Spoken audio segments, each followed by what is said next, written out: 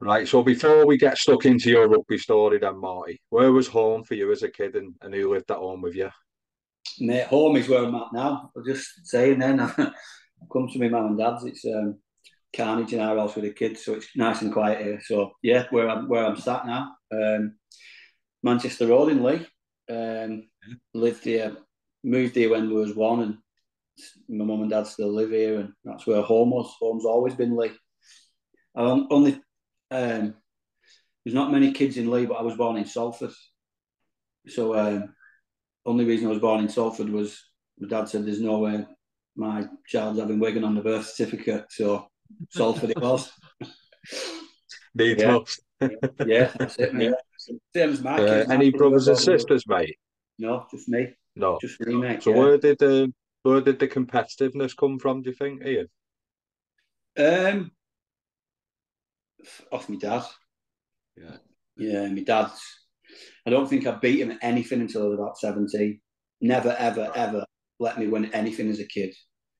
So if I played pool against him as a teenager, he'd seven ball me every week, and you can beat me when you're good enough. And Yeah. same with everything, mate. He's always been really. My dad's pretty competitive, so I reckon I've probably picked it up from him, mate. To be fair. Yeah. And I picked your brain before we started recording, mate, and rugby wasn't your first sport, was it? So talk us through what your No, first sport was no. and how you got introduced to it. So football, mate. I played football as a kid from being like 3, 4, and nobody played rugby near me. My dad played amateur football, and then was sorry, mate. My dad was amateur football and coached it, played it. So as a kid, I just followed him up and down the northwest watching football. But he was a big Leigh fan, and he used to be watching Leigh on a Sunday. And I think I used to go to rugby with him. But looking back now, I think it was just my mum saying, "You've been playing football all Saturday. You can take him to rugby as well." So I kind of went watching Leigh a little bit, and Yeah. early memories I remember watching Leigh at Hilton Park and that, and um, just from that, just got into rugby really. Um, Look, I live only like where my mum and dad had. We were only about 200 yards from Leigh Rangers, so it was just went down, sort of started playing and just got into it. But yeah, I don't really say I started playing. I was about 14 before I actually got sort of anywhere with it. But Yeah. just sort of So for people that wouldn't know, Ian, like when you went Hilton Park, mate, the shirt, well, you didn't share, but Lee East was literally a stone throw away, wasn't it? yeah, yeah, yeah. So Leigh East was, but it literally, like I said, it was just the fact that Rangers was on my doorstep, and so I just ended up at Leigh Rangers and um, stayed there up until like 16, and then from being at Leigh, then signed it. Well, from being at Rangers, signed for Leigh, and then that was it. Right, mate. So how did you find the transition from football to rugby? Because I imagine football's a bit clickier than rugby, mate, especially rugby league. Yeah, so football, I don't know, I just thought about fancy trying rugby, and then to be fair, mate, if I'm honest, when I started rugby, mate, I was awful. It's just the kid who just throw him on the wing, he'll be all right. Throw him out the way, throw him on the wing. But I was just real. Like my lad's the same. Like my lad's one of the oldest in the year, but he's one of the smallest. So he'll probably be like me. He'll probably be a little pipsqueak till he's about 14 or 15, and then he'll grow and sort of have a big, massive growth spurt. So I was just real small, mate, real small and light, and didn't really Right, start so maturing until I was a bit later. yeah. So how was it going into rugby league then, mate? So you'd have went into rugby league in your high school years then, wouldn't you? Just a little bit before, so probably when I was Right. about 10. So probably Okay. last year of primary school, and then obviously we went into rugby. But our school wasn't a mad rugby school, to be honest, mate. We um, Right. we had a team for the first couple of years, but no one really bothered. But we had a real good football team, so Okay. still played footy at school. So, but yeah, it was So, pretty so good. that's where you kept you take your foot in then, mate, literally, so you could play school football, but rugby league for Leigh Miners. Yeah, yeah. So a lot of kids play Saturday and Sunday, don't they? Play footy on a Yeah. Saturday, but no, I didn't. I just played rugby on a Sunday. So yeah. I couldn't have done that. I was the fat kid, mate. So I didn't play footy on a Saturday. So we again off camera, mate, I picked your head about. rep rugby with the town team and stuff, mate. So Yeah, would you have played on a Saturday town team? But it was only yeah, short and sweet, wasn't it? yeah. So we played Leigh Town team. Um, I think like maybe first year of high school or something like that. Right. Probably yeah, first year I think we played, and then I think it missed the year and then it went to service area. So I played a couple of years at service area, but like 14s and 15s maybe service area. But I used to play nine, so I didn't play fullback. Didn't played at nine. Just was pretty little, so played at Always nine. comfy with the ball in your hand, though, mate. Was distribution something you were all right at from the off, or was it Um, something you had to learn? to be honest, mate, when I played, I had to do a lot of extras, passing left to right, weak sided. Just wasn't something that come natural.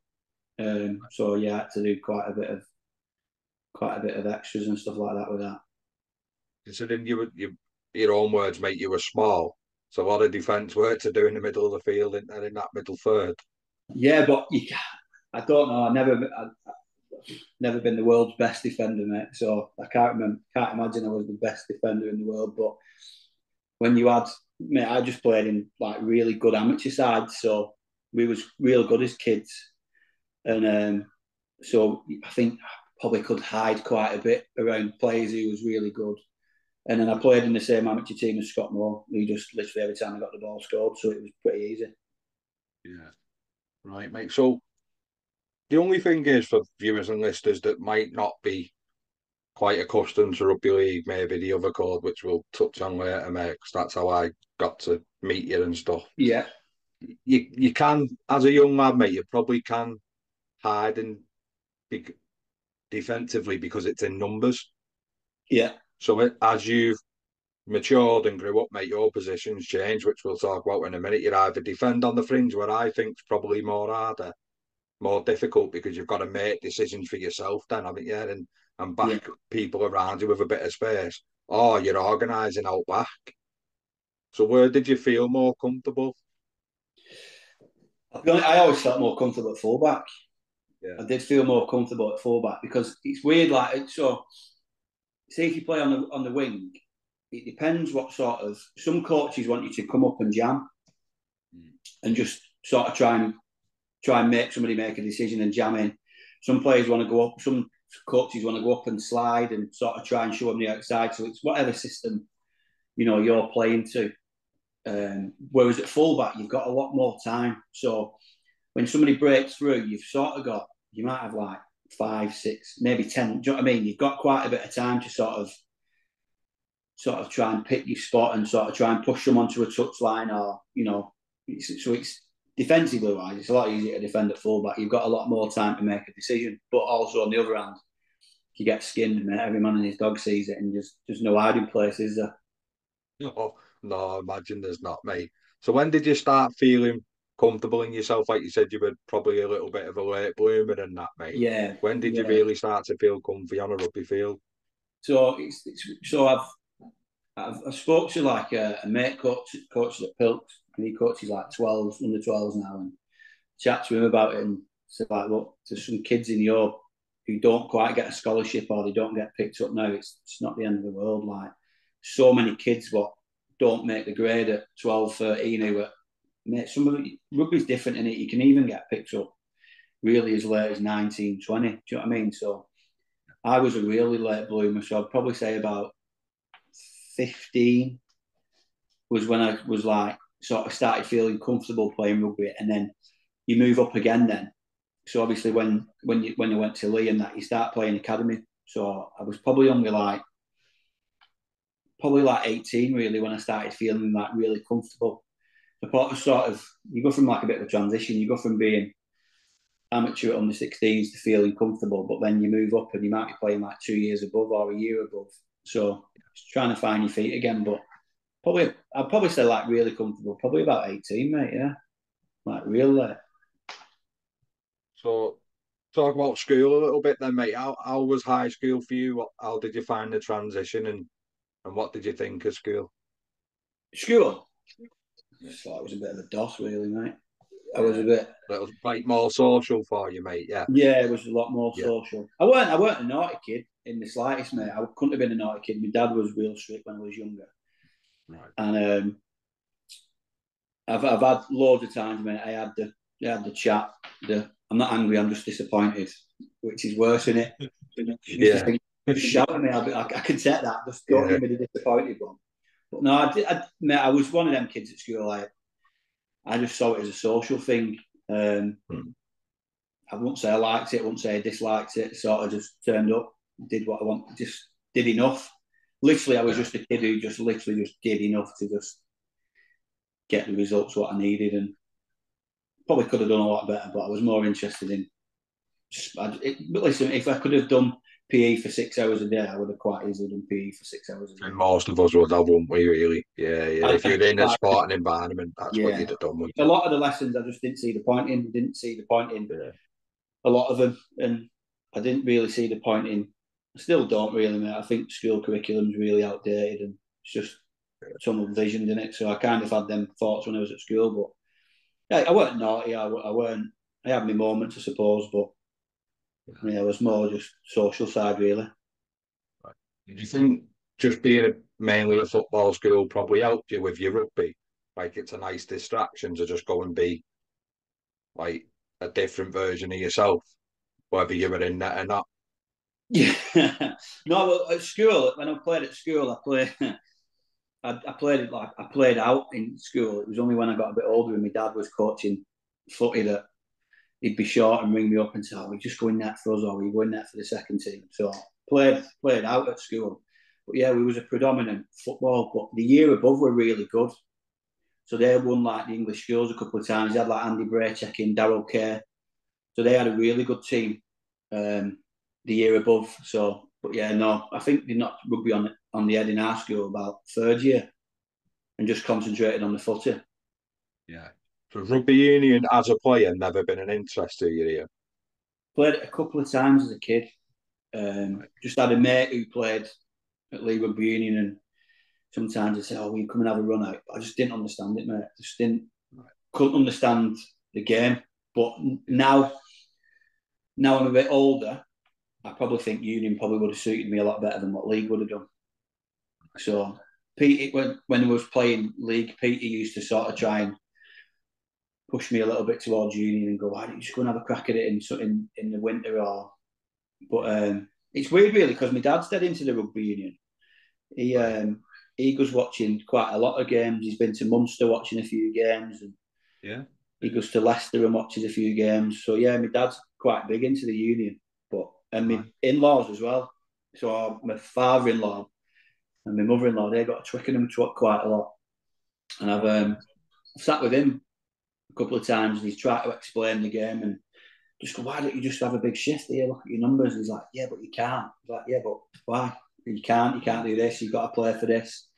So I could do with sitting with someone really and someone explaining it to me exactly what the rules are.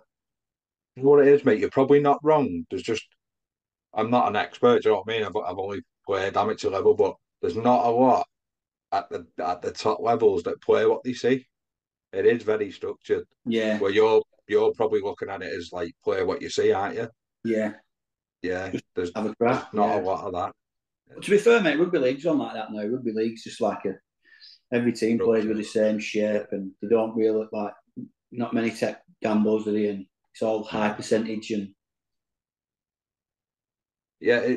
So like I said, when I come across you, PT brought you in, and was it Matt Gardner to have a yeah, little train with us and see? Because I think Matt was more looking at playing more than you were, weren't he? yeah. So Yeah. Petey had sorted me a deal out, so I think I owed Petey some money, and he said if you come and give us a lift training, doing a bit of coaching, then we'll write it off. So, but to be fair, mate, I did want to sort of get into coaching, so it was just a dead easy one. That Pete was like, "Well, why don't you come down with us and see what you think?" So it was a bit difficult for me because obviously I didn't understand union, so was trying to take drills, thinking, is this even what he's doing union or what? Like what? So straight me. We did more fun drills where everyone thought, at least he's not flogging us. Do you know what, mate? It was a good summer, but what you probably didn't get that you probably would now is majority of us from our types of places grew up playing rugby league, didn't we? Yeah, So it everyone. wouldn't Yeah, have probably mattered, yeah. But in hindsight's a nice thing, mate, isn't it? yeah, yeah. But no, to be So fair, mate, I enjoyed the coaching. It was a good crack. We had a good summer, didn't we? And it was good, mate, yeah. Probably the best summer I had, like as an open age player, so probably from like 19. And the numbers were really good, which shows that it was good. You yeah, don't often get like 40 fellas training in the summer all summer, do you?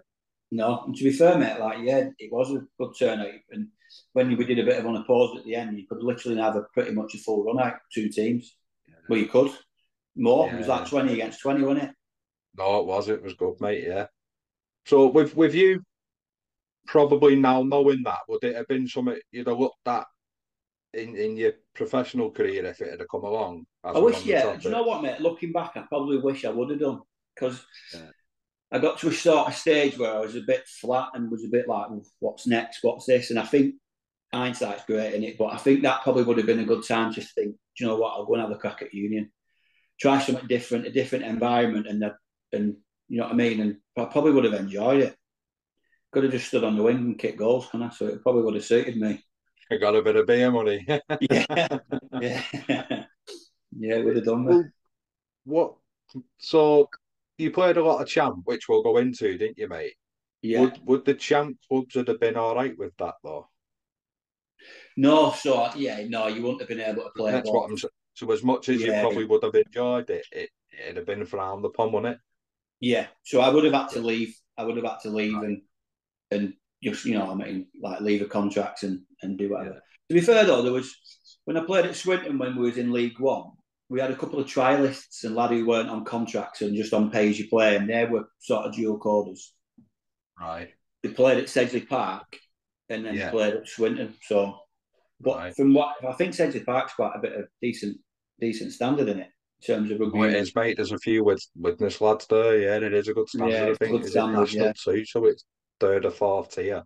yeah, So you're probably looking at League One in rugby league, yeah. So bottom end of champ. Yeah, yeah, yeah, good standard. yeah. I Good remember standard. so sometimes like we'd train and then they'd train after us, or and you'd watch them and you know they had like real good skill level and stuff, and you thought, yeah, and a bit more, you know what I mean? They've got something about them these, so it's Yeah. only and they used to get some decent crowds and stuff. So yeah, maybe I'd have had a crack at that and seen what it was like.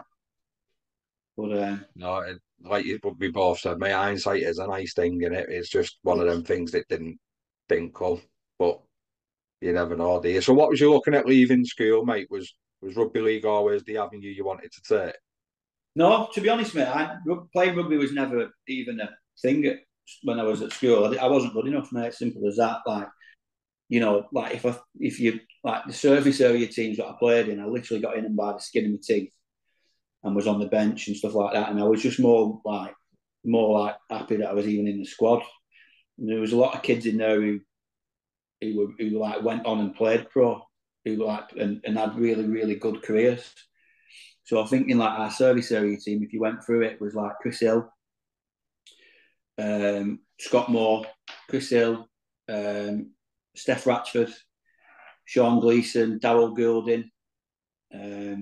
Yeah, was a really good side. Thomas Coyle. So yeah, we had a really good team. So I was just pretty fortunate just to get in that squad, mate, rather than thinking that I was going to play rugby when I left school. No, playing rugby when I left school wasn't really a thing. I wanted to be a physio, believe it or not, when I left school. Right, okay. So, when you're in and around them lads, because as a kid, mate, you appreciate levels, even though you probably don't fully understand levels. You do look at a lad and go, he's got it in. Like our age was probably like Gary Wheeler Yeah, and Liam Farrell, like Richie Miley from Witness. They were like the lads you looked at and said they have got a bit then. So yeah, when you were around that, did you spot that in them lads? And was that a yeah, target you wanted to get to? yeah. So you sort of it's weird, isn't it? You're in a bit of all of them, and you think, wow, he's at another level. And like I said, I'm still really good mates with Scott Moore now, and we were like really good mates as kids. And he's the he was just he was the best kid at our age. You know what I mean? And you know what I mean? And you looked at his level and you used to think, I can't get to his level. He's just on a different planet to how good we were. And the same with them lads. Like Illy was quite a late bloomer. Yeah. He was late on, but he just went under the radar really. So he played six as a kid, believe it or not. So that's probably why he's got a real good set of hands and good feet on him. But yeah, the same. Thomas Coyle was really good as kids, and then like I said, Sean Gleeson was unreal, and Darryl Goulding was good. So they all played in the Pats team who were just like the untouchables. Yeah, well, it's a common theme, that, isn't it? Yeah, they were good, mate. They were really good. Yeah. So what standard would Leigh Miners have been playing when you were there? Was it like Premier? Yeah, so when we Yeah. was kids, yeah, we were in the top league as kids. Right. Yeah. I always remember it was us, Blackbrook and Pats what was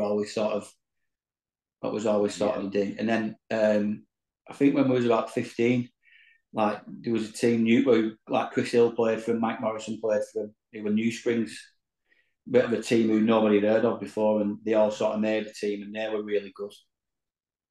So it was always them sort of teams what was always knocking about. And then we sort of fell off the wagon then at 16. A lot of kids left. So this sort of service area. So Scott was at Saints, he went to like Blackbrook.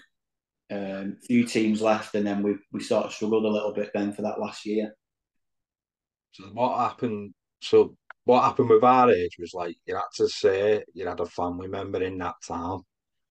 Yeah, That makes sense. That might have happened like with Scott. Maybe he might have had to live with like my great auntie.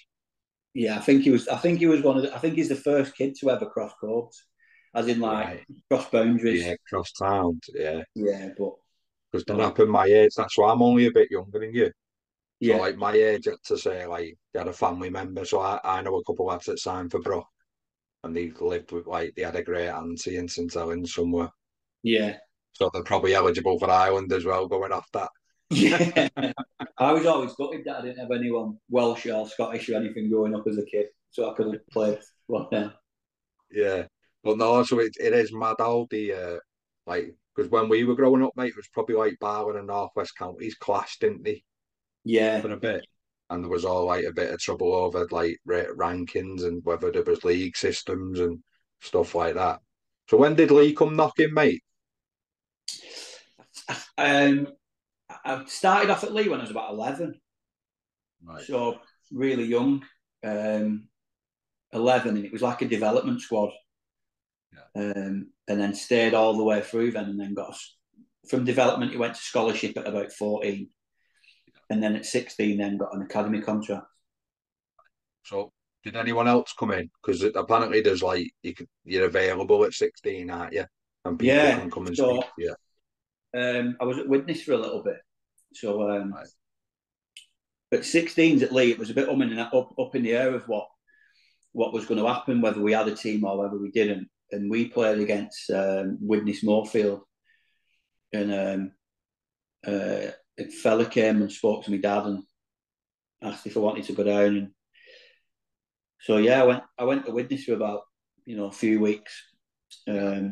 and then it was a bit up in the air.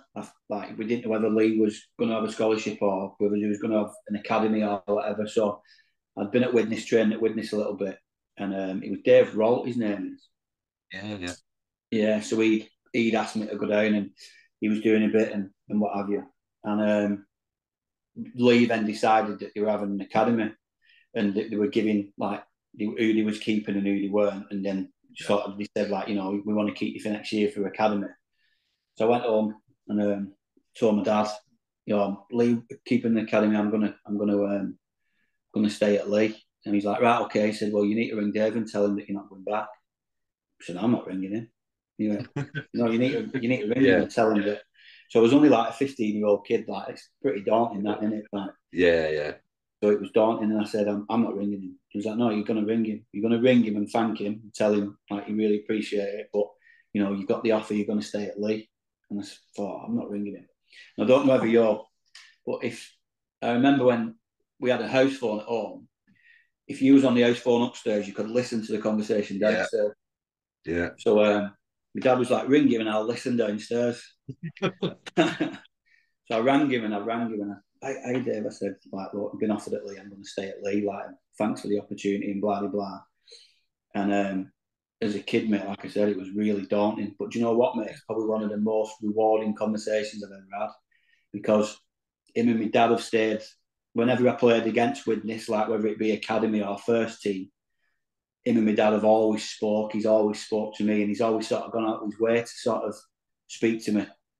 So Yeah. it's one of them conversations what he probably respected, and I respected him for it.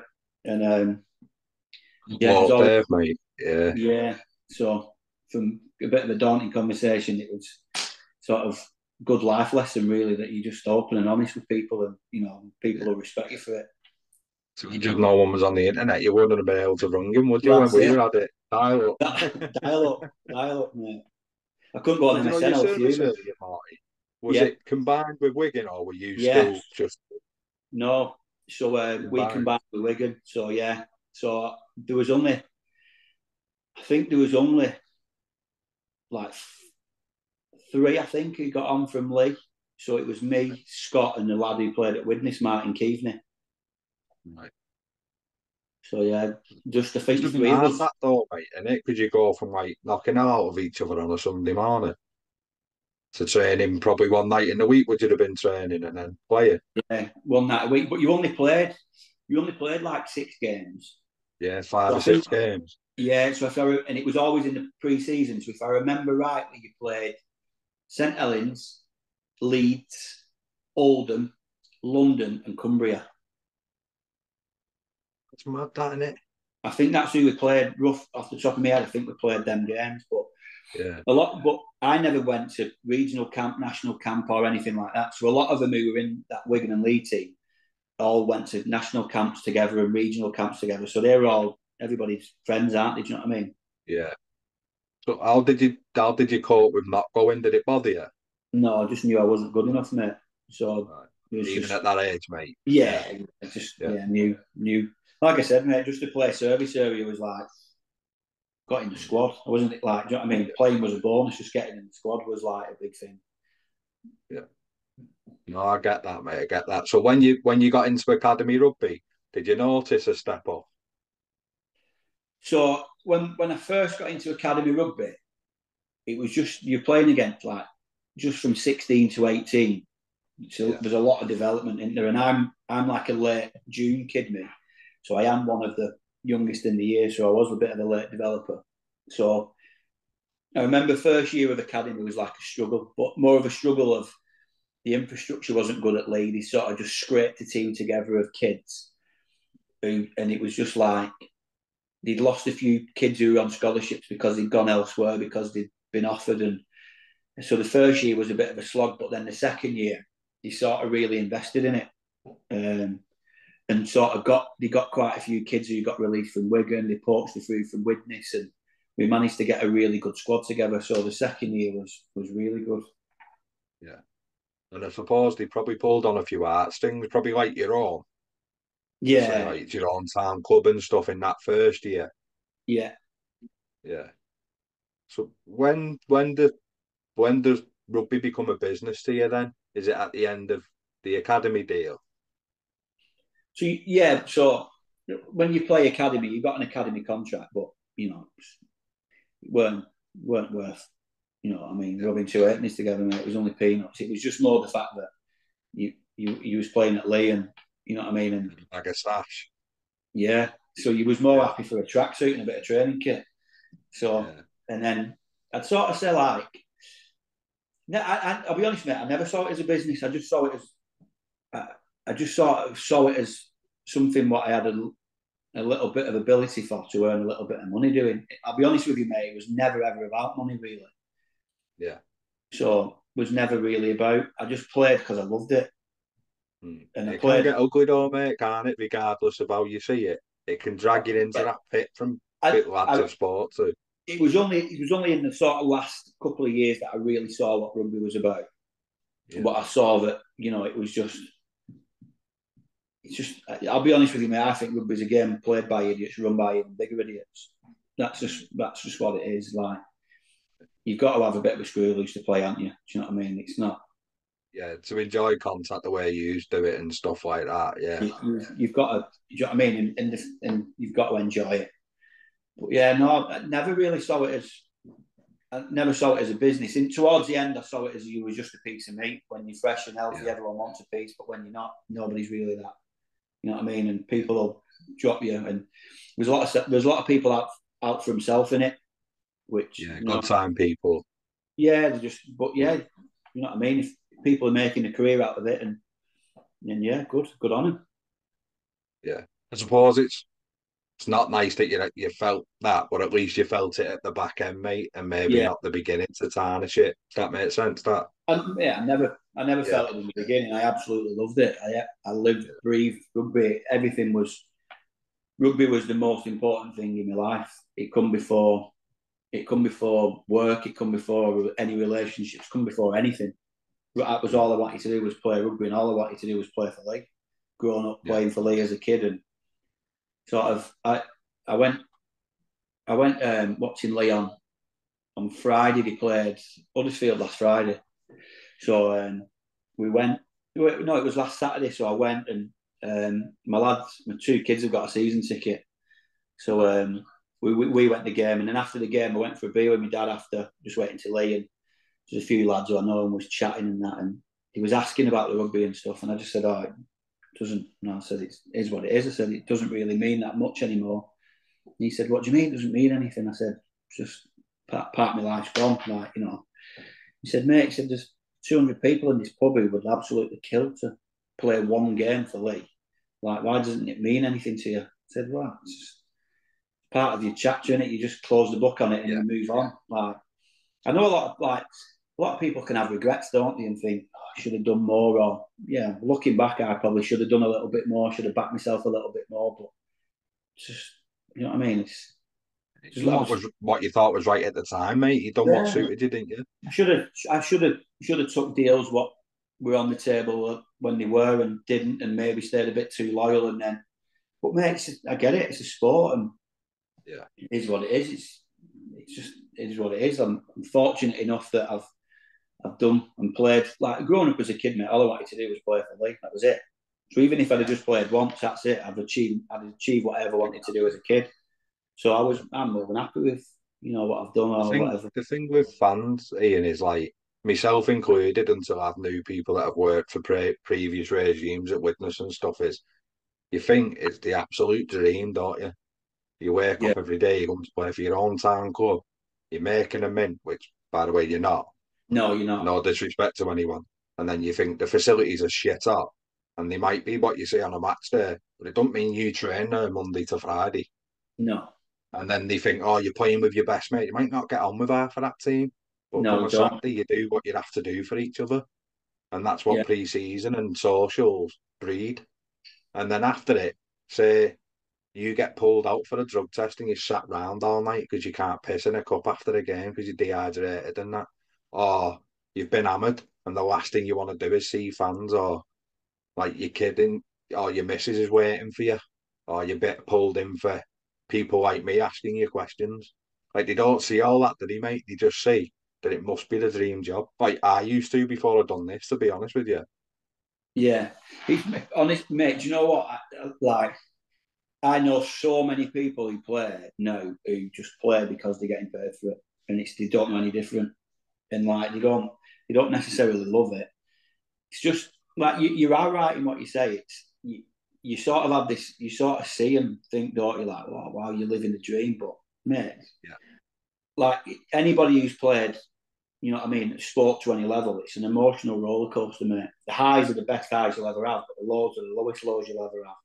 Mate, when you're injured and you've got to do rehab on your own, mate, it's the most lonely, boring place you can ever be. Especially when you've like I got injured pretty bad when I played at Barra. I was having to travel 4 hours round trip to go and do rehab, and it was just like, what? Do you know what I mean? It's like people don't see that part of it.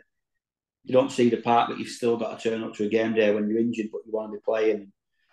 But like some of the memories we all made are like the best times you'll ever have.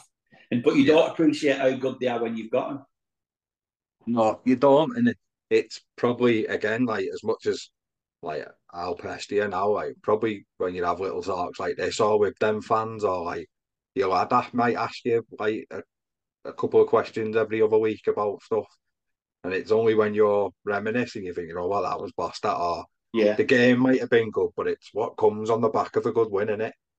Like, you yeah, work hard, but you've got to play hard as well. Like, you've got to celebrate the good times yeah. Too because right, mate. you don't know when That's they're coming, exactly innit? it. You've got to embrace the highs, mate, and sort of ride the way with them, and really sort of get carried away with them because they don't last long, mate. And when the lows comes, the lows are low. It's funny you should say that. Like I said, I've got two kids now, and they've got season tickets at Leigh.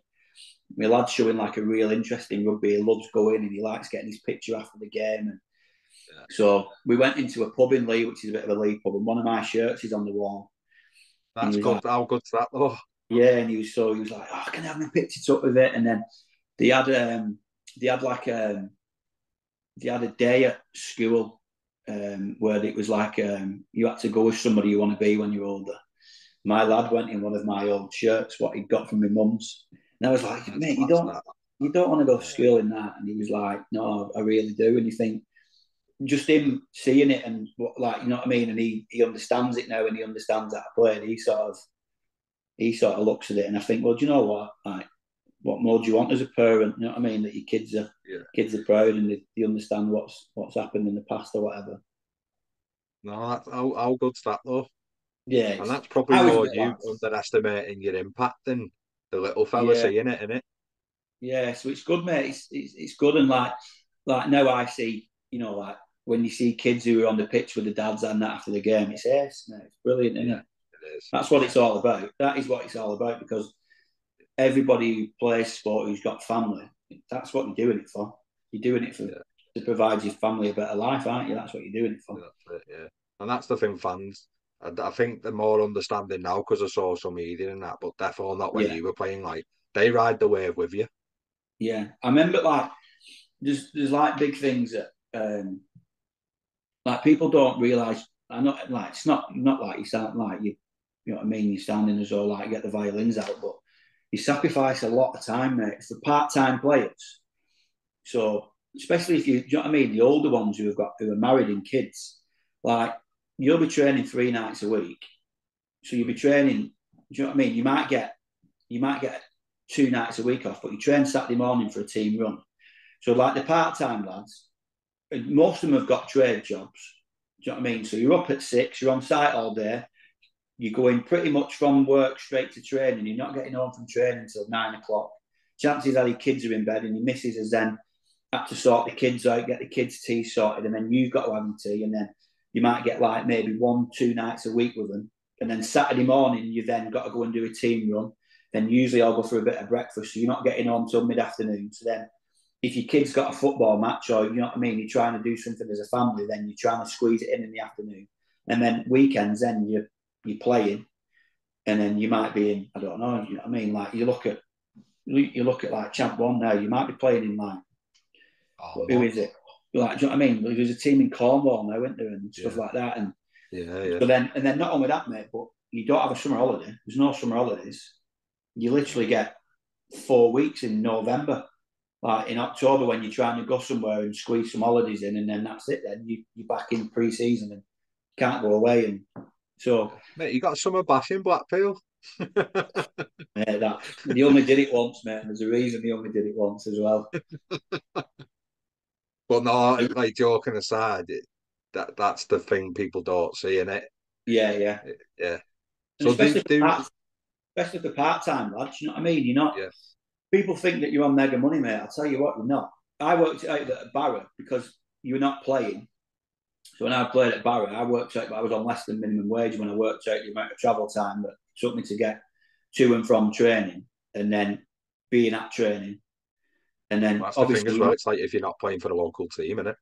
yeah. So if you're not getting your match money, mate, then what I mean, Yeah, yeah, it's you're in not, trouble. it's not, yeah, especially when you're injured or whatever. So as we're on injuries, mate, how have you been with them? All right, touch wood, mate. Yeah. I've been all right. Um, I've got a bit of a big nose to start off with, so it didn't really help me in rugby. That I got I broke a can't few times. say nothing with this, mate. So yeah, so when I sneeze, mate, it's a bit of an hurricane, and it's not the best nose. But and then yeah, a couple of bad ones. I did. I broke nose and jaw. And then when I was at Barrow, I struggled with my hamstring, really struggled. Just pushed it a little bit too much, and then it really went on me. And then it took me a while to get over that. Just to sort of, just felt like I lost a little bit of a yard of pace. Didn't feel as though I was so I struggled with that, mate. Really struggled with it. And then it's like, I know we've just touched on it, mate. I don't want to have to repeat it all and that and do your head in, but it's everything that comes with that then, mate. And you're not at Leigh or you're not at Swinton, you're not local really. And you're having to feel that, go through that. Yeah. And it was a difficult then, mate, because my missus was pregnant, and then it got towards the end, and I was still injured and couldn't get fit, and my missus was pregnant, ready for dropping, and I just thought, there's more. Like, I got a load of stick for it. I got, everyone thinks that you're just sort of jumping on, like, but it's like jumping off an abandoned ship. What's the saying, like? But you know what I mean? Yeah. Like, we were struggling a little bit, and I weren't fit, but my missus was pregnant, and we were ready for our first baby, and thought, you know what? Just need some time out. I'm just gonna go and enjoy this time, because you know what I mean. Yeah. So and then after that, mate, then I absolutely loved it at Barrow as well, mate. It's one of the best clubs I played at. It was ace. I absolutely loved it. Just like a proper, like a community, like a real family community, like tight, close knit, good lads played there. The fans was ace, but started off really well, felt good, and then just struggled with injuries, mate. Really struggled, and then couldn't get fit. And then when I was playing, I was only half fit, and we were struggling a little bit as a team. So then you sort of highlighted it a little bit more, and it was tough, mate. It was tough. So when the end at Leigh come, why was that? Was it amicable, mate? So the end at Leigh, mate, was I should have left that year. Should have left, and I remember the year what I had 2 years at Leigh, so I signed a 2 year deal. So that year what I'd signed, we signed Stu Donlan, Right. and I should have really known that, played the same position. He's obviously come in and he was sort of on the higher end of the salary cap. So I probably should have thought then that, but I was willing to back myself. And to be fair, I pretty much played all year, played fullback. Stu played like in the centre, I played six. And then Ian Millwall got the job, and I was out of contract, and I'd pretty much left, to be honest. Yeah. Pretty much left. There was some good deals on the table, and I pretty much left. Thought, right, that's it, I'm done. And then Basil rang me from Australia and was like, look, let's, I know you've got some other options, but, let's have a crack at it for a year. I'll give you a 1 year deal. Let's have a crack at it. I can work with you, and, I reckon we can get somewhere. So I fell for it and played like 2 games all year. Just didn't get on with him, mate, at all. Just didn't get on with him. To be honest, mate, I think he's a prick. I think he's one of the biggest pricks I've ever met in the league.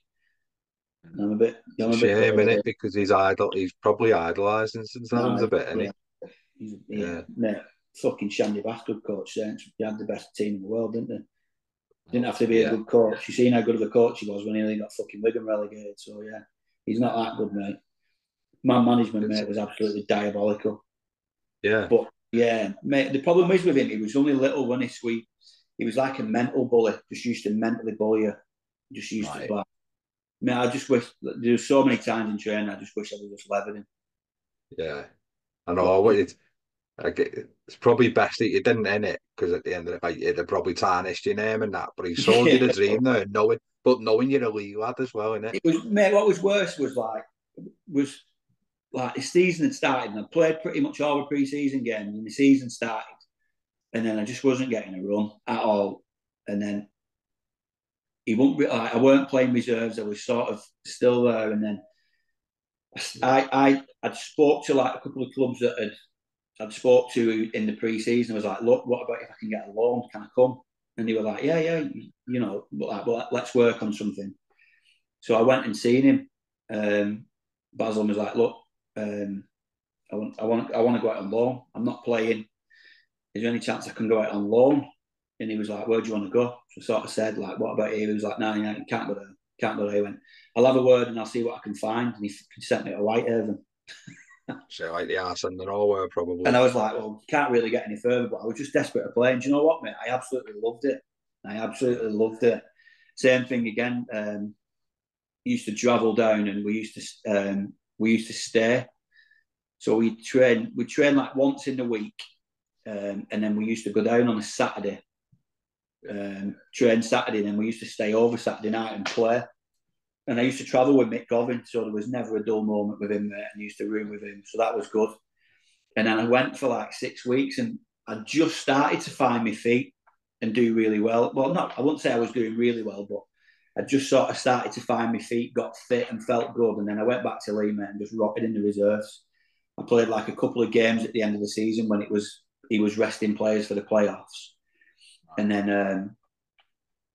then it was weird, really. So it was like I thought, I was writing was on the wall. I was going to go, and then it was, oh, we don't know whether Stu's going to do another year. Like maybe he could stay, and I was thinking, what is going on? And then in the end, I got released. And to be fair, mate, when I got released, I had a really good relationship with Watto when he played at Leigh and Watson. So as Yeah. soon as I got released, he he signed me pretty much straight away. But it was funny really because Watto was assistant and Steve McCormack was head coach. Yeah. And he's told me later on, Steve, that he didn't want to sign me. He said, I thought we was all right for outside backs, and he said, Watto was the one who was like, no, he's coming. I don't care what's happening, he's coming.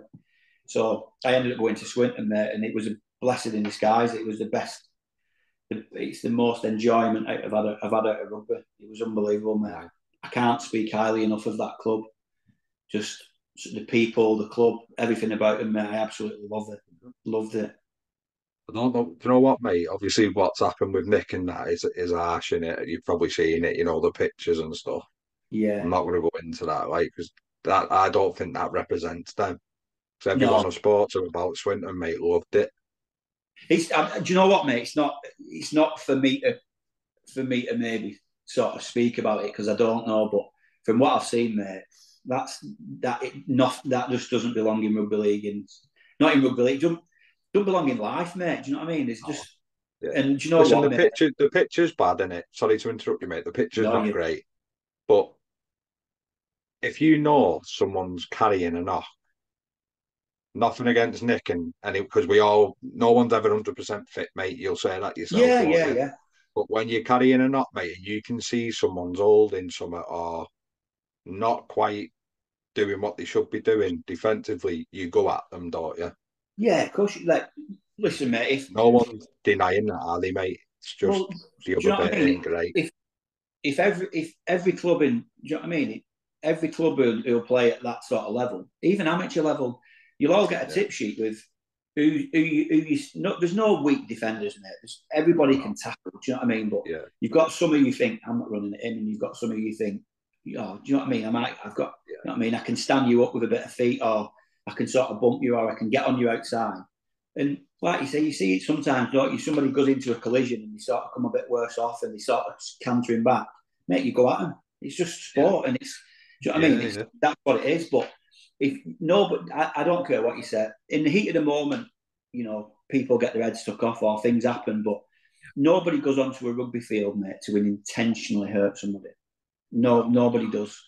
So no. I don't know, mate. I've seen the pictures and that, and I can speak from that. Isn't a representation of Swinton as a club, mate. Nowhere near.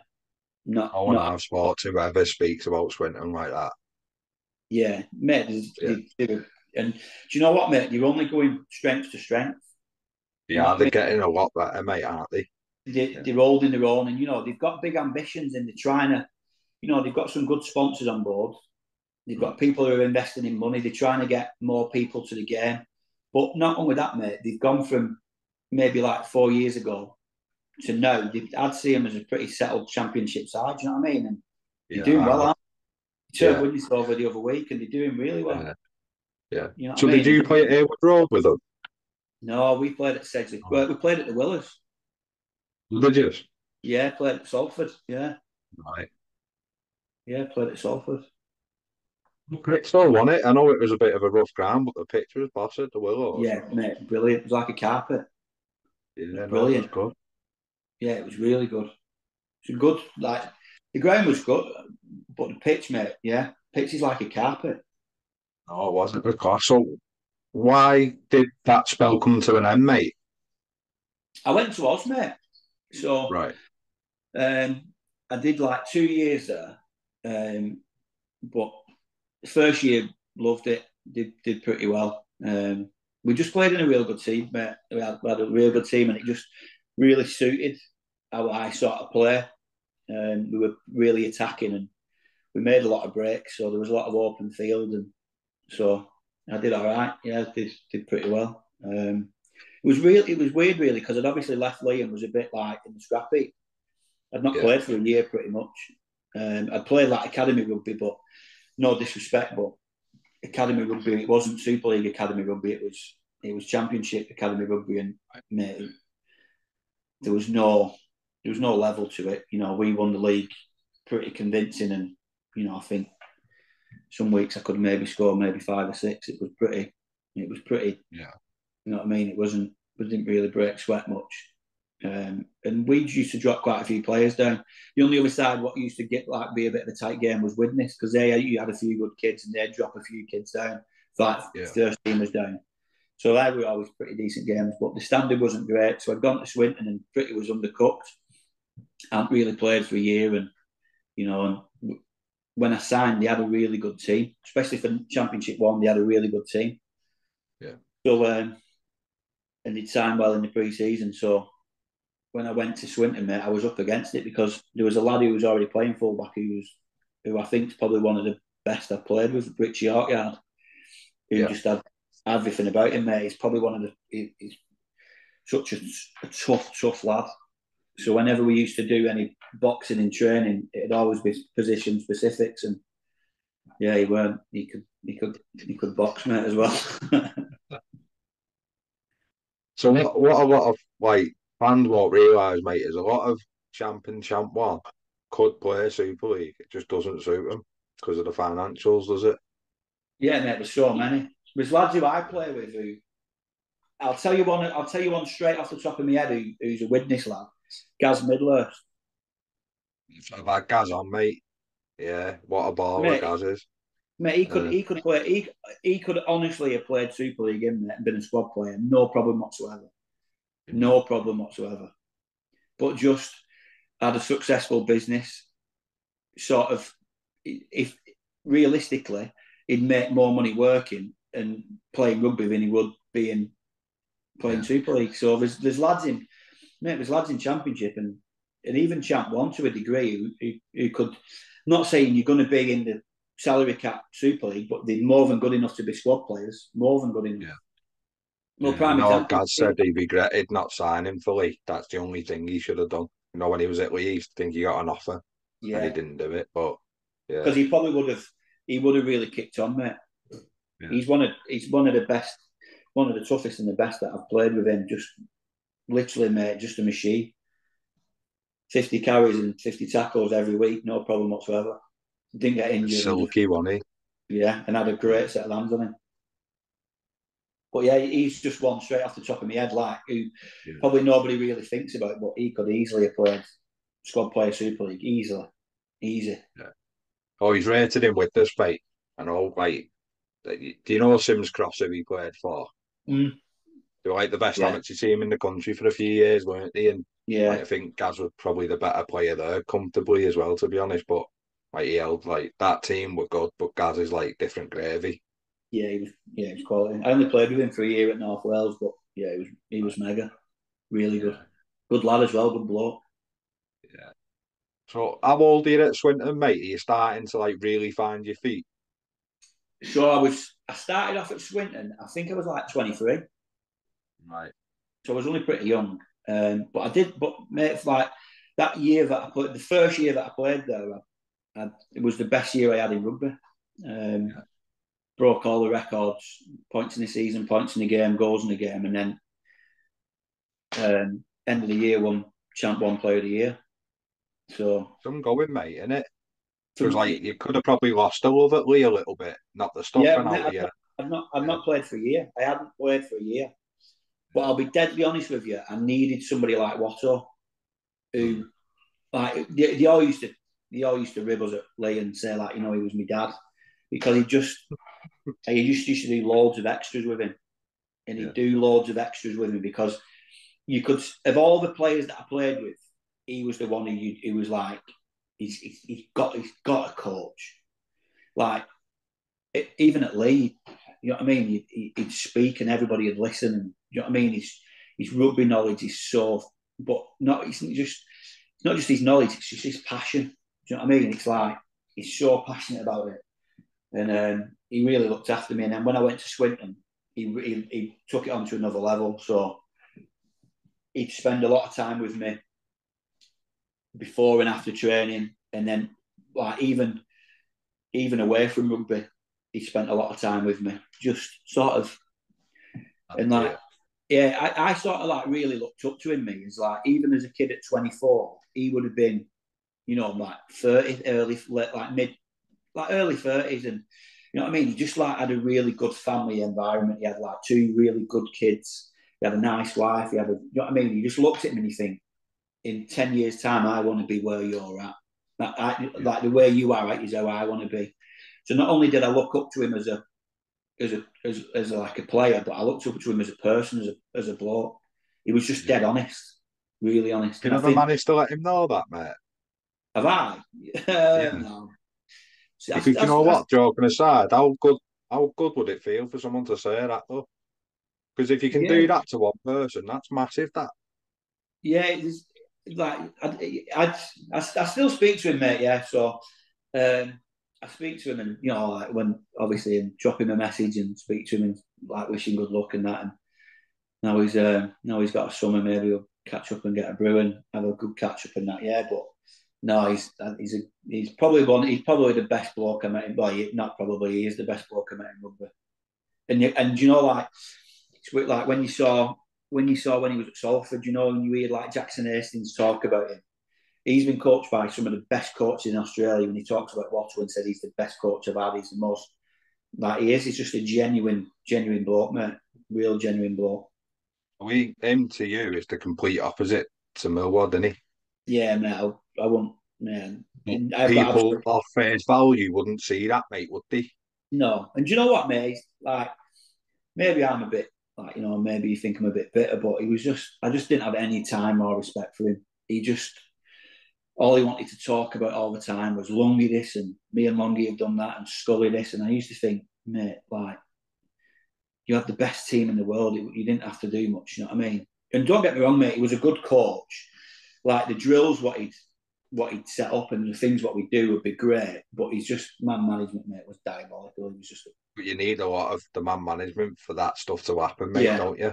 So mate, Saints were probably like a player-run team, really, mate. If like without being rude in that department, they probably run everything like yeah. that themselves, didn't they? Well, if you look at Saints at that time, they had Wellings, two great centres. Then you had Tommy Martin, Sculthorpe, Longy, Kieran Cunningham. You've got your spine of Honest, your team as the best players in the joint. world. Yeah, You know what I mean? So you always was. But in terms of coaches, mate, the best man manager I ever had was Steve McCormack at Swinton. yeah, Just, yeah. mate, just knew how to treat people. He knew exactly. I've never, ever, ever seen him lose his cool. Never heard him swear or kick off, or just was real calm and treated you like as a person. Do you know what I mean? And treated you like with respect, and spoke to you with respect. And he knew the players what needed an arm around him, and he also knew the players what could take a bit of a Need to rollicking, pick and up the arms. Yeah. who could take it. And he's just a good bloke, man. Another good bloke as well. Do you know what though? I don't know whether like because obviously we're like getting older and life happens, don't it, mate? And Yeah, whether with experience, like you learn them types of things, but rugby's so secondary, even third, isn't it? Like there's so much more to life. But I imagine when you're in it, even as an amateur, it's everything. But when you yeah. take a step out, it's really nothing. So when I was younger, sort of, and playing at Leigh and playing at Swinton up until like 25, 26, it wasn't. It didn't matter. Like it was nothing mattered. It didn't like nothing would have come in front of rugby. Work if there was overtime on at work, it wasn't even. It wasn't even a possibility. What do you mean overtime? No, I've got training tonight. Or can I work the weekend? No, I'm playing rugby. Like it was no. It wasn't even. It wasn't even. I never even thought about that. And even like relationships and stuff, like they were secondary. Like if it got in the way of rugby or whatever, then no. If you didn't fit around rugby or it didn't work around rugby, then no, I'm not. Do you know what I mean? Everything was about and sort of rugby. Like I always felt as though when I played, I wasn't really blessed with any natural ability. Really, I always felt I was the one who had to work harder than everybody else. So I had to do my extras. I had to I had to work really hard in the gym because I wasn't somebody who was naturally strong. I had to really work at that.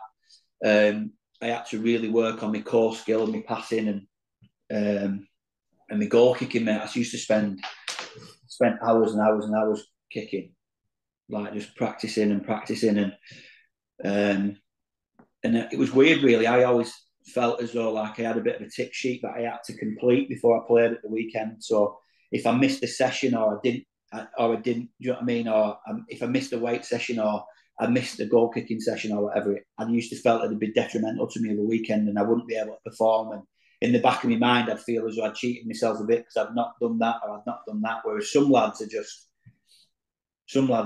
complete opposite and just turn up on a Sunday, roll with the punches and just, yeah. So it's everyone's different, mate, aren't they? Yeah.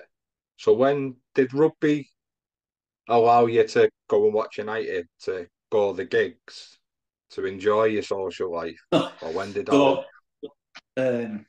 when I played at Leigh and Swinton, I had a season ticket at United, and I got dropped for a game once because I went. we didn't have a game or anything, but we played. What had happened? Oh, we had Tuesday off, so I went watching United in Europe. Went to an away game, and we were playing on the Thursday on Sky, and we had Tuesday off. We trained Monday, had team run on Wednesday, and then was playing on Thursday. So Tuesday I went Champions League, went watching United away, and Leigh found out about it and was like, "What are you going to Europe for on a Tuesday night?" And didn't take it very very happily. So yeah, so I missed. Couldn't maybe go to as many football matches as I would have liked to, but it was perfect for me really because Saturdays was predominantly United was Saturdays. So every Saturday, mate, I'd team run, do training, get some breakfast, and then go and watch United. And the lads loved it because I was driving, so I'd drive us all the game. They'd have a few scoops, and then we'd come home. So it was ace. But yeah, don't worry about me going Europe. I've been playing in net for years. that's it, mate. Been playing rugby. I've been playing in net on the Saturday for my dad. So yeah, but yeah, I and bet how's an away European day, mate? Did you love it? Like, yeah, I loved it. yeah, Yeah, good. I liked it. Good. Like I said, I used to be mad about it. Footy. Still, to be fair, mate, I still am mad about footy. But I don't have a season ticket anymore. I'd, I'd, I'd like one, but it just doesn't fit in with family, mate. It's like a part-time job having a season ticket, mate. yeah, it's a big Like, ask, especially if you go in big cup runs and that, mate. You don't get a choice, do you? The money just no, comes out on it and stuff, and yeah, and yeah, I still get the match, mate. I still get tickets, but yeah. when I had a ticket, when I had a season ticket, yeah, there was a lot of away games as well. So yeah, good times, mate. Good times. Right, so you mentioned Oz, mate. How did the Oz move come and what happened? And Uh, I just sort of got a bit of a crossroads, really. It's always something that you want to do in it as a kid, like especially if you're into rugby league and that. It's always the pinnacle if you go over and you want to try and play over there. And so Peter was my agent at the time, and I was out of contract at Swinton, and I was going to sign again, and it was one of them, mate, where I was like 23, I was still living at home with my mum and dad. I'll be honest with you, mate, I wasn't really going anywhere. Like I was just sort of in that hamster wheel of, I was playing a bit of rugby and still at home with my mum and dad and just dossing about a little bit. And it was a bit like, well, if I don't do it now, I'm never ever going to do it. So yeah, so just Peter got onto a few different people, and then yeah, got a gig in Australia playing. So yeah, I went over there for a year.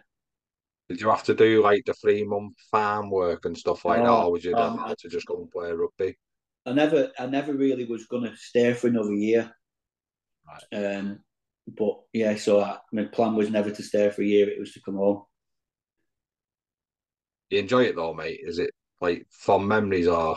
Yeah, it was weird. It's one of them, mate. And it like you just before you go over, mate, like you just see Australia as this like amazing place where it's just everyone walks around in shorts and sliders all day and just you live on the beach. But where we went, I didn't really do my homework, mate. I just went with a bit of not only that, mate, but I went over to sort of think, well, you know what I mean. If I have a good year, I can save a bit of money and set myself up when I come back or whatever, and make some memories and enjoy it, and sort of move out and grow up a little bit.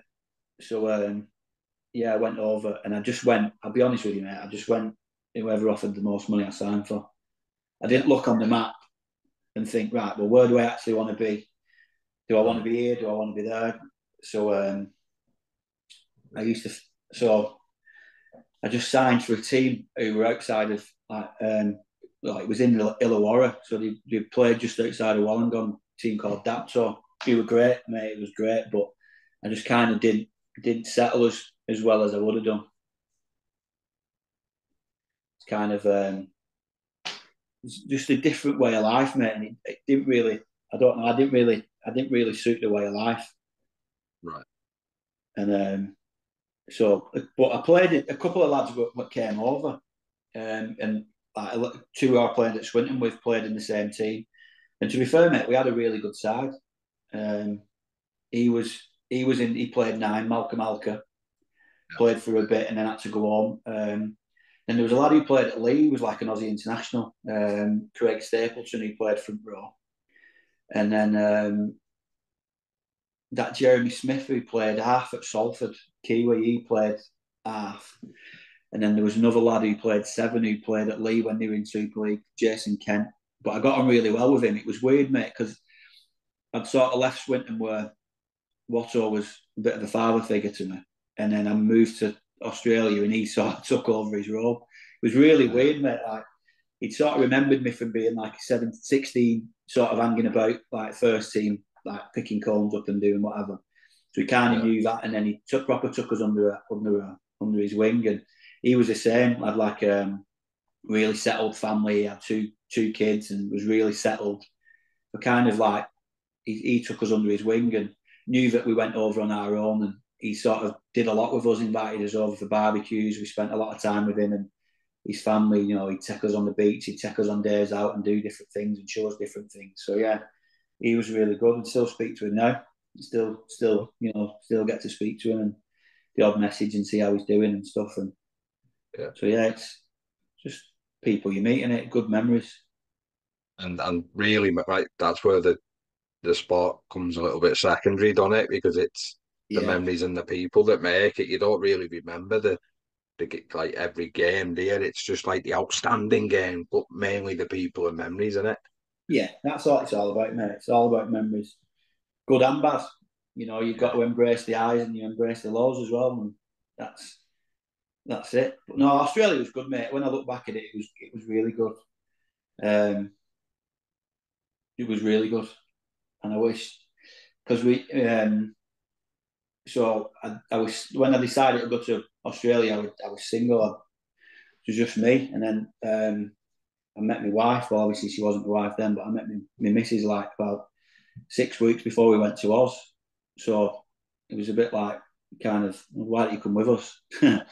So yeah, so she came over but couldn't get a job. So then she moved over with family in Melbourne. So when I got 3 weekends, I used to travel up to Melbourne and stay with her. But Scott played at North Queensland at the time. Yeah.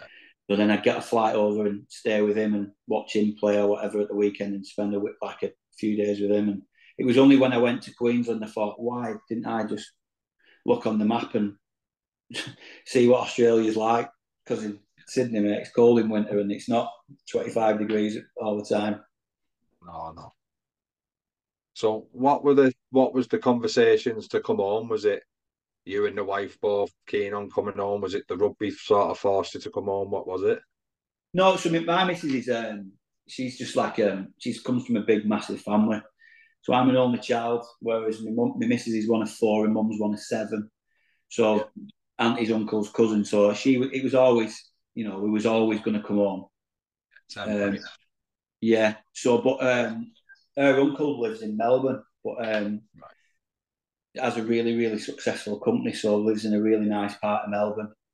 And then my missus got a transfer from where she worked in the UK.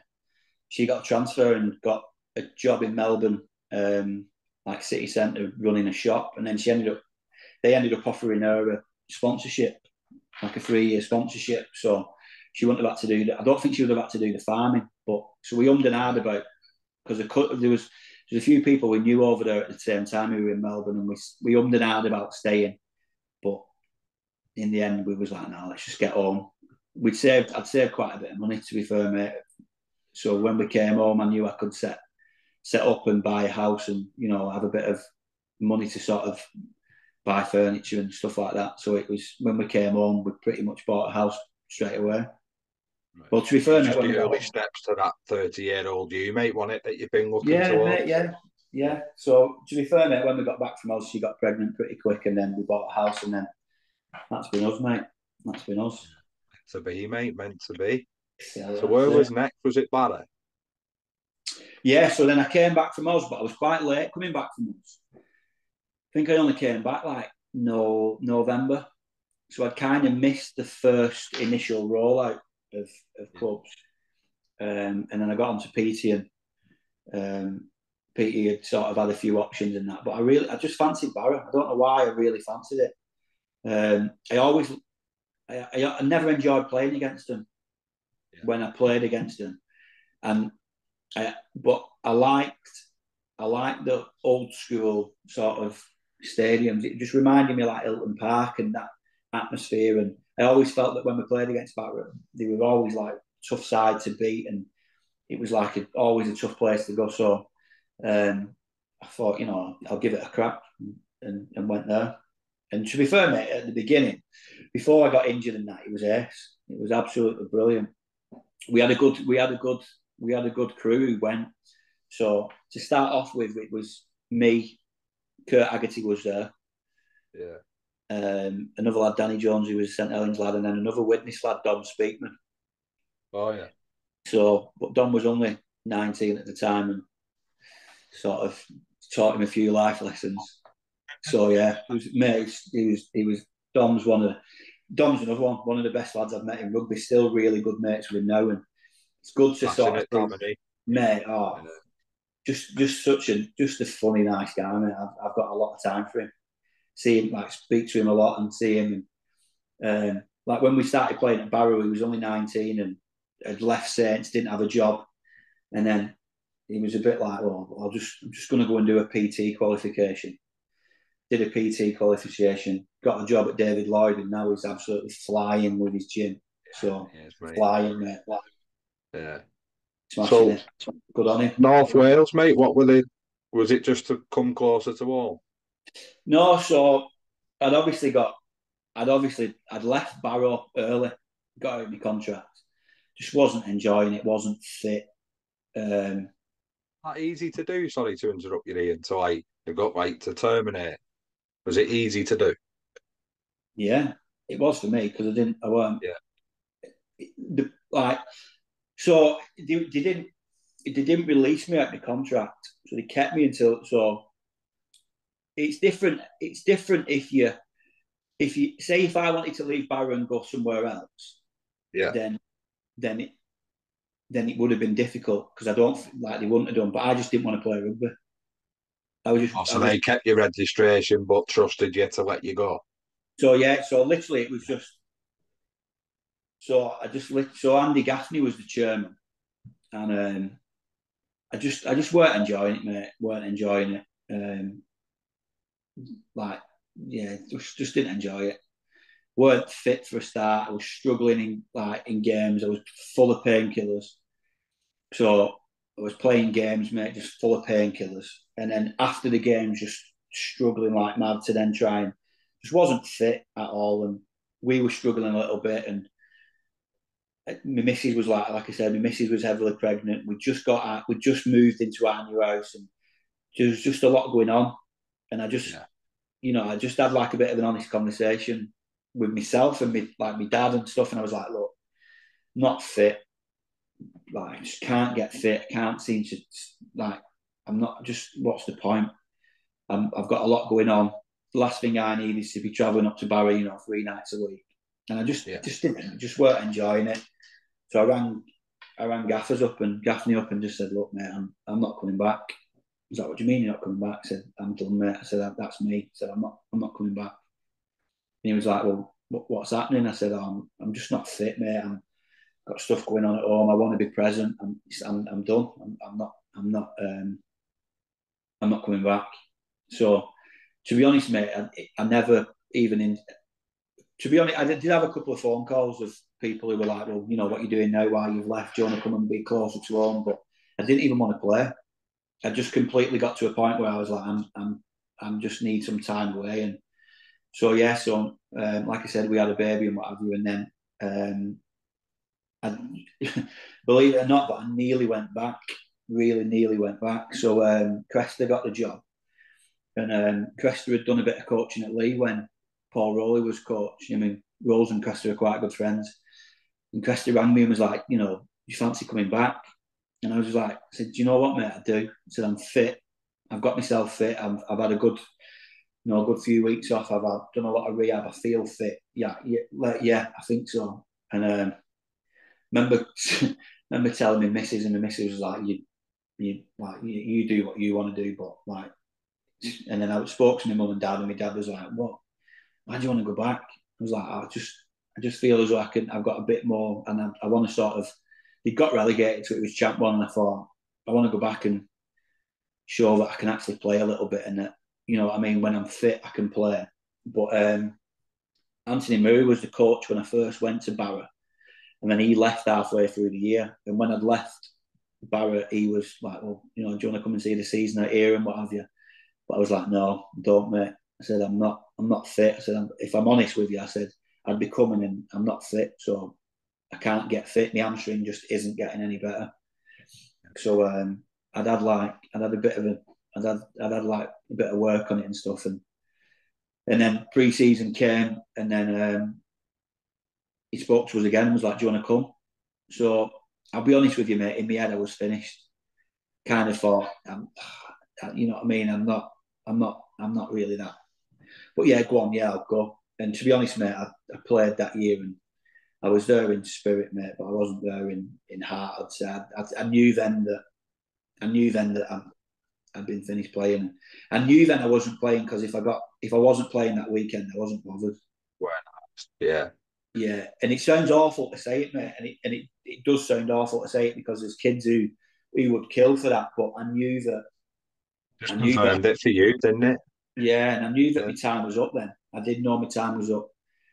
And I started off with the best intentions, but then, I don't know, it was weird, mate. I just never felt fit again. Like, it just felt like every time I got into a full sprint, my hamstring was just going to go.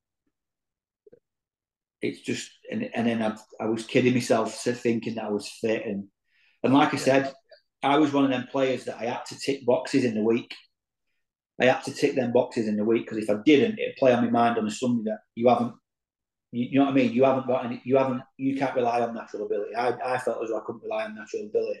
But I didn't think I had that much of it. I just felt that I had to work harder than everybody else. So if I'd not done the hard work in the week, then straight away I'd already lost on a Sunday because I've not done the hard work. So I was cheating myself, sort of thing. And then that sort of started spiraling in. And I got to a point where 3/4 of the end of the season, I just said to Muzz, I said, no, it didn't actually. I'm lying. I weren't playing there. And then John Duffy rang me at Swinton. They were struggling. They didn't have a goal kicker. So I played with Leigh. I played with Duffs at Leigh. Yeah. And I went to Swinton on loan from North Wales and did all right actually. Had like a few good games, and then I ended up. I got the points in the game record. We played Oxford away and smoked them, and I think it was like 48 points or something like that. So Right. did that, and then there was a few younger kids who were coming through, and they just wanted it a bit more than I did, mate. I'll be honest. Yeah. It got to that point of where, when it came to the fight, it was more of, I've sort of not like, it was different, mate. My family dynamic was different. I had a little lad. Your life's different, exactly that, mate, innit? So I couldn't be selfish anymore, mate. Like, where normally, like, I'd go and do my extras of the night, and I'd go and goal kick, and I'd go and do my extra weight sessions, or I'd just go on the field and just pass or whatever. Like, I didn't have that time anymore. My time was feeding a baby and putting him to bed and looking after him, and you know what I mean. And I was spending time with my family, so I weren't ticking them boxes, mate. What I knew that I needed to tick. So then once that started setting in, then you sort of, the negativity starts creeping in, and you think, do you know what? I'm one of these players where I've got to be all or nothing. I've got to give it absolutely everything I've got to perform, and I'm not giving everything that I've got. So it's, it's time for me to step away now. That's time for me to go. I've had a run, and I'm done. Some players can. Some players can just coast all week and do the bare minimum and perform on a Sunday, whereas I just couldn't. Yeah, I just couldn't. That's fair enough, that, mate. Like, it is what it is. You'd have been kidding yourself if you'd have not ticked the boxes. You're already like 12-0 down, aren't you? If you run out with the one jersey on and you've not done Yeah, what you've needed to do, like, for example, Monday to Friday. yeah. And It's just going to trigger you somewhere. I just didn't feel like the same player. Yeah, it was just weird. Like, I didn't have that confidence or that bit of swagger or that bit of arrogance. Do you know what I mean? Where like it was weird, because I always felt previously that, if the game was tight, I used to always think, I can win this. I'll do something. I'll try and win it. Whereas towards the end, I just used to think, I can't even stay fit. Like, my hamstrings just swelling up like mad. I can't even get into a full sprint. I'm throwing in painkillers all the time. And I just thought, what are you doing it for? Do you know what I mean? You're not doing it for love. And like, the money's not fantastic. So I used to think, oh, you know what I mean? And if money's the motivator, then what's the point? Yeah. Right. So what has Mr Ian Mort been doing since rugby, mate? What have I done after rugby? Not a lot, mate. Just work. Just have a pretty boring life, mate. Just work. I'll be honest, I don't think, mate, your husband, your dad, it's not boring, it's life, innit? Yeah, It's mate. reality. Yeah, I love it. And now, like I said, like when I said about maybe getting into coaching or whatever. Mate, it's my kids' time now. So my time is spent, like, we laugh. We don't have a night where we're not doing something. Like, football just literally just takes over our life in our house. My lad is just absolutely completely obsessed with football. So if I'm not at football with him, I'm playing football in the garden or somewhere with him, and then we're at gymnastics with my daughter, and she's practicing her new moves and what have you. Not that I can do any cartwheels or backflips or anything, but I'm there for Not anymore. moral support. And then, so yeah, I've got to be fair, mate, I've got a really good balance. I work shifts now, so Yeah. Got a good shift pattern. So when I finished playing rugby, I was working a lot and missing out on quite a lot with the kids just because I was working a lot.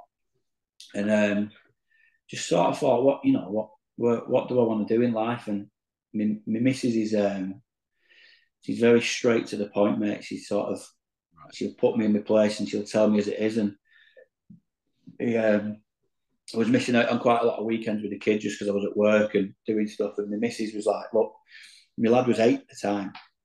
She said, you've got 3 years with him. That's it. I said, what do you mean you've got 3 years with him? She was like, he's not going to hold your hand when he crosses the road all the time. Once he leaves primary school, that's it. He's gone. And he doesn't want his dad, and he doesn't want his dad to play football in the garden with him, and he doesn't. All my kids wanted was he was taking him to school, and So yeah, I looked for a shift job, took one, and mate, I've got a great balance now. I do so much with the kids. I can be present and do a lot. So yeah, I'm good, mate. Well, just before we go on to a few daft questions, mate, do any of the clubs do you get to go like old boy reunions or out like that, mate, and catch up with some of Yeah, the so I go to Swinton. yeah, Go to Swinton.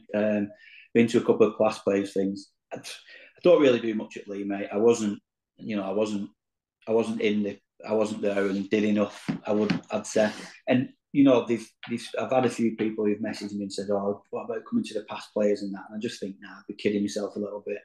Did do enough. I didn't offer enough, so I don't really bother much with them. right. I go watching them. You know, like I said, the Yeah, kids yeah. have got season tickets, and you know, we go watching them and stuff. Um, if I go watching the rugby now, I try and scrounge a lot of tickets off lads who are still playing and what have you. But yeah, but no, that's about it, mate. In terms of rugby, still watch it and still interested in it. And I will get into coaching at some point, mate. But it's just more when family suits and time suits. Yeah, Yeah, like I said, I'd right. like to get into it, mate. Just from when I was coached, there's still sees people around Leigh coach me as a kid and look up to him and think still have as much. I have more respect for him now that I'm older because I understand Yeah, what they do. And I would like to get into coaching, mate, because I think especially where we live, there's not a lot going in terms like where we live is. There's not a lot of opportunities for kids, and I think if kids are involved within a sport, it's good. It gives them good discipline. It gives them good morals and values. Not only that, mate, but there's a lot of kids who are right on that brink, and they of can go one way or another, and maybe yeah, they don't have that. They don't have that father figure at home, or they don't have that respect of somebody at home, and maybe they might find it from a coach at rugby who, you know what I mean. And maybe so, yeah. In the future, mate, maybe I'd like to do something just to give a bit back, and I would like to, yeah. But we'll see, mate. See what's around the corner. good stuff, mate. So some daft questions you probably semi-answered some of these, but pre-match superstitions, mate. What did you have them? Yeah. I used to go out at the same time every game. So I used to always go out before the warm up and practice goal kicking. So before a game, I used to have the same routine. I used to do like a lap of the pitch when we got there, and sort of try and it's weird really, but like visualize like where I was on the pitch and sort of scenarios, and if I was taking a goal kick from here and stuff like that. And then Yeah, I used to find that if I was in the changing rooms, I'd get a lot of nervous, negative energy. I didn't like being around that. You know what I mean? So I used to just get a program, put my earphones in, and go and sit in the stands on my own. right. I used to just go and sit on my own and just read the program and listen to music. And then I used to come into the changing rooms as late as I could. And then I used to always go out at 3 minutes past to go and do some goal kicking. And then I'd be out then for the warm up. And then getting ready. I always had a superstition. The only one I had was I used to tie my left boot before my right boot. And I did that What footed are constantly, you? right footed. And Right. the reason I used to do it is, I don't know why, but psychologically, I think that if you tie your laces, the second foot you tie, you always tie tighter than the first one. Right.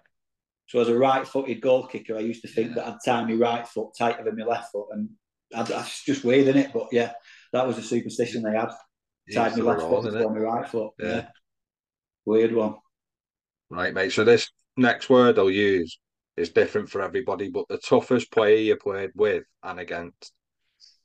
The toughest I've played with, um, there's a few, mate. Gaz Middlehurst is one of them. It's just he's tough. Another one I played with at Leigh was Jimmy Taylor. Built like a pencil, mate, but I've never met anyone who could bash it like he could. He literally could fold people in half, and he was built like a pencil. So yeah, one of them two, I'd say. Yeah, yeah. Rich, like the lad who I played with at Swinton as well, Rich Yorkyard, he was really tough, like a really tough. And then I played hooker. I played with Mark Smith, who played hooker at Wigan and went to Yeah. Widnes. He was another one, mate, just a grub. But great bloke, but he was tough as well. Believe it or not, as well, mate. But Wattle's a tough little guy as well. Yeah. Really Yeah, I tough. rated what. Oh, he had the spell at witness as well, didn't he? Yeah, mate, tough. For Yeah. such a young kid, mate, he can. Yeah, he was tough. Don't Yeah. think he'll be out of work long here. No, mate. No. No way. No way. So sorry to not be able to narrow it down, but yeah. No, no, Probably, well, the definition for everybody's different, isn't it? So, like, yeah. that lad that you said, that Jimmy, mate, his technique's probably on point, in it? Which Yeah, oh, mate, people unbelievable. underestimate, don't they? Yeah. But everybody in Leigh just knows Jimmy is the best hitter in Leigh. Yeah. In terms of who I've played against, the toughest. We've played like pre-season games, you know what I mean? So I played against Warrington and Wigan, so I could be dead easy and say, oh, Adrian Morley. Oh, But yeah. like you're playing against them teams, but they're steamrolling you, so it's not a true reflection. But I don't know, mate. Who I played against who was tough. The Cumbrian kids are always tough. Yeah. Always tough. Probably when we played against Whitehaven, we used to play against a few. Like there was a lad who played 9, Graham Matson. He was nails. All the Dewsbury teams are always tough. Yeah. So yeah, I won't like. Amazing people I like couldn't, that. honestly, mate, I couldn't narrow it down. Yeah. There's a few without sort of being Right. like throwing like an easy one like Adrian Morley or something like that. Yeah. But yeah, Right, mate. Your favourite away ground that you played at? Widnes. Yeah. Awkward. Yeah, well, it's not that anymore, but yeah, Widnes. I Yeah. like playing there, mate. Yeah, did like playing because when we played against Widnes, it was always Good Friday derby. Yeah. So the atmosphere was always really, really good. So probably Widnes is one of my favourite away grounds. Right. And so if you could go back and tell a younger Ian something, mate, what would it be? Have more self belief, mate. Yeah. That's it. Believe in yourself a little bit more. Yeah, you play yourself down a lot, don't you? And to have the career you've had, you can't have been all bad, mate. I just worked a bit harder than everybody else, mate. That's all it was. Yeah. Right. And say you had a drink, mate, and we were out and about, and the microphone's in your hand. What are you giving us? Oh, mate. I've been known to sing a few, mate, but I can give a good hand behind my back, chest up. Liam Gallagher, I can give a good one, mate. I can give a good one. Class. I can give you the And moves as well. The voice isn't as yeah, good, but I can give you the moves. So, yeah. what a boy. So, mate, a 1 to 13 that you played with, if you're willing to, mate. Yeah, I wrote it down before, so I'll tell you what I wrote down. Fullback, I actually picked Stu Donlan. I know we spoke about him before that he'd signed at Leigh, but I actually got on really well with him, really, really well with him, and he taught me a lot. And he was another one took me under his wing, and on a Sunday and that we used to go out for a beer together after the game, and spent a lot of time with him and and his family and stuff. And it's weird, mate, because Stu was another one. He was older but was married, had 2 kids, and sort of somebody else who I looked up to as well, like you know what I mean? You Yeah. seem to have cracked life, mate. That you've got a good family unit and you've got a good family, and so yeah. So I did pick Stu Donlan at fullback. It's mad, isn't it? So it was probably something it's competition to you. So you're Yeah, probably if people don't know rugby that well, it shouldn't be something you'd no, ever you consider. shouldn't. But You should get teammates on. can become good mates, can't they? Yeah, and he did become a good mate. He did. And he's still a good mate now. Yeah. He come and fixed my skybox actually about a couple of weeks ago. So yeah, he had a spare one on the van. So Ready he for come the and new sort it out. season. Yeah, I rang him up and said, "Come on, mate, my skybox is playing up." He said, "I'll come and swap it for you." So yeah, but no, great, good bloke, mate, Stu. And Yeah. not only that, mate, but he did a lot of work with me as well. Even though I wasn't playing, he did a lot of extras with me and taught me a lot. So yeah, I do respect him for that. So yeah, he was. Yeah, what we on wingers? Yeah. I went with Adam Higgs. Yeah. I went with Adam Higson, who's at Leigh.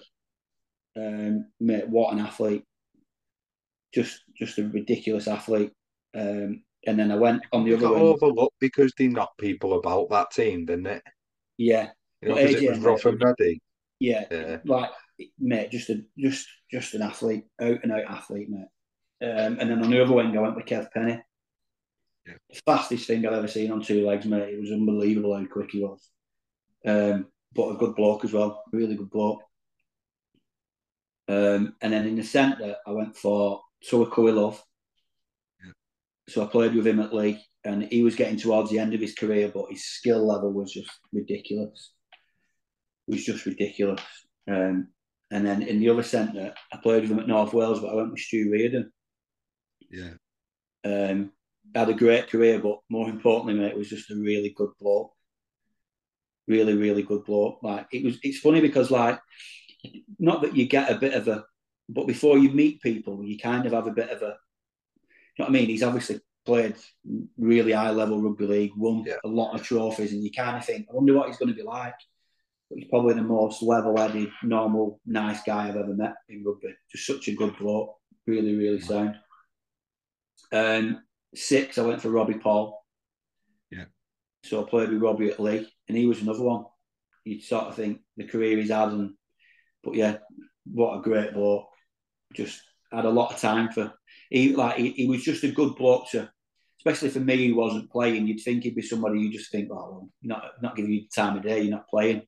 But he made sure that, in the gym, he made sure that he'd jump in with me in the gym, and he'd do extras with me, and he'd work with me, and he'd show me things and have me doing skills. So even he's just somebody who's, you get that with him on the telly, like, when you see him on telly, he's just a really nice, good character. Yeah. 7, mate, the easiest one of the lot, mate, pick Watto. Like I said, I've spoke about him before, mate. I've got so much time and respect for him, mate. Just a good bloke. Really, really good bloke. Front row, Chris Hill. Yeah. Same again. Was a great player. Still is a good player. Good bloke as well. And then in the other one, I went with Mike Morrison. Yeah. So I played with Mike pretty much all the way through. Played with him at Leigh, played with him at Swinton, and then played with him in Australia as well. And tough. He had to spell it Witness Marty, didn't he? He did. Yeah, he did. Yeah. Come to Leigh from there. Tough, mate, but another one, good bloke. Hooker, I went for Scott Moore. Mate, just can't explain how good he was as a kid. And I don't know if has he been on your podcast? Do you know what, mate? I messaged him a while ago, and he was going to come on. I've got his number there. Like, I will message him again.